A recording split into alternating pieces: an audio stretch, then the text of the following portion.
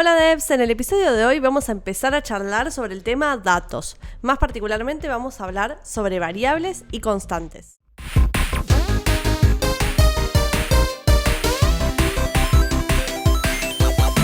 Los programas utilizan constantemente datos para poder funcionar. Cuando nosotros escribimos código, lo que hacemos es generar instrucciones que le dicen a la computadora cómo manipular y procesar esos datos. Pero, ¿de dónde vienen? Principalmente van a venir de la interacción de los usuarios. Por ejemplo, si estamos en una red social y dejamos un comentario, o damos un like, o si rellenamos un formulario en una web, o si buscamos dentro del buscador de un e-commerce algún producto que queremos comprar. Todas estas acciones generan inputs o datos de entrada. Las personas usuarias somos las principales generadoras de inputs, pero a su vez otras partes de nuestro código o incluso otro software que se relacione con nuestro código también puede ser un input. Sé que esto es un poco más complejo de entender ahora, pero a medida que vayamos avanzando van a ver que es muy claro cómo se generan esos inputs. Lo más importante en este momento es entender qué pasa después. Nuestro código seguramente esté estructurado para recuperar esos inputs y en cada una de esas líneas vamos a ir anotando qué es lo que tiene que pasar con esa información, qué es lo que queremos nosotros que se haga con esa info. Acá es muy importante entender que el código también trabaja en relación con la computadora, es decir, nosotros escribimos las instrucciones, pero la computadora las ejecuta. De esa relación se van a producir outputs, es decir, respuestas. Y esos outputs le tienen que llegar de nuevo a las personas usuarias y este flujo es constante en todos los programas que utilizamos. Supongamos que tenemos abierta la aplicación de Spotify y nosotros queremos reproducir una canción determinada. Lo que vamos a hacer es tocar el botón de play y eso va a activar la canción. Pero ¿qué es lo que pasa realmente llevándolo a esta escala? Lo que sucede es que nosotros como personas usuarias generamos un input al tocar el botón de play. El código que está detrás de la aplicación reacciona a ese input, lo toma, ya está determinado cuáles son los pasos a continuación. La computadora, que en este caso es nuestro celular, va a ejecutar ese código y efectivamente nosotros vamos a recibir una respuesta, que es la reproducción de la canción. Este flujo de entrada de inputs y salida de outputs y el par de instrucciones, procesamiento que se genera entre el código y la computadora es un continuo de todos los programas que vayamos a escribir. Entonces, los datos fluyen siempre de un lado a otro dentro de nuestro programa. Se reciben, se procesan y se devuelven los resultados. Esto es clave entenderlo desde el día 1 para que podamos estructurar y escribir mejor código a futuro. Ahora bien, para que nosotros podamos utilizar esos datos, tienen que poder ser almacenados, al menos de forma temporal, en algún lugar donde podamos acceder y efectivamente usarlos. Y ahí es donde juega un papel muy importante la memoria RAM. La memoria RAM de la computadora, recordemos que si la compu fuera una cocina, es algo así como la mesada, el espacio donde tengo todo lo que necesito para trabajar.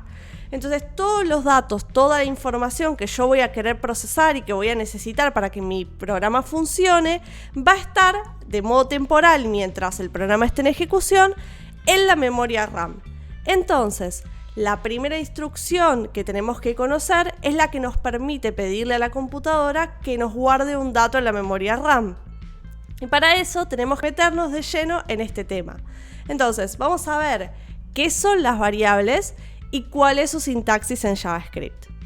Hago un pequeño corte antes de que nos metamos de lleno en el resto de la explicación, solamente para mencionarles que este concepto de variable que estamos a punto de ver es algo que es constante o que es común a todos los lenguajes de programación. Es decir, que no es algo estrictamente de JavaScript, sino que es un concepto que tiene que ver con la programación en sí. Esto de guardar datos en la memoria RAM para poder utilizarlos es algo que funciona en todos los lenguajes porque es como funcionan en realidad las computadoras que están por detrás de esos lenguajes. Entonces, nada, este concepto que estamos viendo ahora no es estrictamente de JavaScript. Lo que sí va a ser de JavaScript es la sintaxis que vayamos a ver y cómo efectivamente escribimos esa instrucción que nos permite pedirle a la compu que haga esto por nosotros. Entonces, ¿qué es una variable? Las variables son contenedores donde se pueden almacenar valores Imaginemos a las variables como si fueran cajas donde nosotros podemos guardar ciertos datos. Por cada dato que tengamos, vamos a tener una caja o vamos a tener una variable que la almacene. Por ejemplo, si miramos esta pantalla de Mario, vamos a ver que hay algunos datos que el programa sigue, ¿sí? Y que probablemente por detrás existan variables que almacenen esa información. Por ejemplo, el nombre del personaje, los puntajes, la cantidad de monedas recolectadas, el nivel o el tiempo de juego, ¿sí? Estos son algunos de los datos que están guardados en variables en este programa. Y elijo estos porque son los que además se nos muestran a nosotros como personas usuarias cuando estamos jugando, ¿sí? Pero bueno, cada dato se traduce dentro de una variable del código y a su vez se almacena en la memoria RAM mientras el programa está en ejecución. Ahora analicemos un poquito más cómo funciona la memoria RAM. Para eso voy a utilizar un par de analogías para que podamos bajar ese funcionamiento a algo sencillo de comprender. Supongamos que la memoria RAM es como una planilla gigante de Excel con un montón de espacios o con un montón de celdas donde nosotros podemos guardar datos. Cada una de esas celdas se conoce con el nombre de espacio en memoria. Cuando nosotros generamos una variable y le pedimos a la compu que nos guarde un dato, estamos ocupando un espacio en memoria. Por cada dato o por cada variable que nosotros generemos, estamos ocupando un espacio distinto dentro de la memoria, o sea que ocupamos una celda diferente. Supongamos, o volviendo al caso anterior de Mario, el tema de la variable que está siguiendo la cantidad de monedas que nosotros vamos recolectando a lo largo del juego. Supongamos que la llamamos coins y obviamente sabemos que ocupa un espacio en memoria. Mientras el programa se está ejecutando, la memoria tiene un lugar específico donde está guardando esta información. Ahora bien, ¿qué es lo que se guarda en ese espacio en memoria? Primero tenemos que entender que ese espacio tiene una dirección de memoria, ¿sí? Que es un código o un único o una dirección única en donde se está guardando esa información y que es clave para que no se pierda lo que estamos nosotros almacenando. Después, esa variable también tiene un nombre. Ese nombre es algo que es un identificador que nosotros le damos dentro de nuestro código a esa información para poder saber dónde está o para poder saber cómo nombrarla. Es muy importante entender que dentro de un mismo contexto de ejecución no puede haber variables con el mismo nombre. ¿Por qué? Porque imagínense el caos que sería si yo pudiera tener dos variables que se llamen coins, que a su vez estén en dos espacios de memoria diferentes y que a su vez apunten a dos datos distintos. Yo no sabría con cuál estoy trabajando. Es por eso que no se pueden repetir dentro del mismo contexto de ejecución los nombres de las variables. A su vez, tenemos un valor. El valor es efectivamente el dato que queremos guardar. En este caso, supongamos que tenemos 200 monedas, el valor va a ser 200. Y por último tenemos el tipo de dato, que esto no le vamos a prestar mucha atención en este momento porque lo vamos a ver un poquito más adelante en otro video, pero se los quiero introducir como para que sepan que existe. Ahora bien, ahora que conocemos esto, pasemos a escribir nuestra primera variable. Esta es la sintaxis básica para escribir la variable que estábamos mencionando recién, la de las monedas. Felicitaciones, ya saben cómo escribir una variable en JavaScript.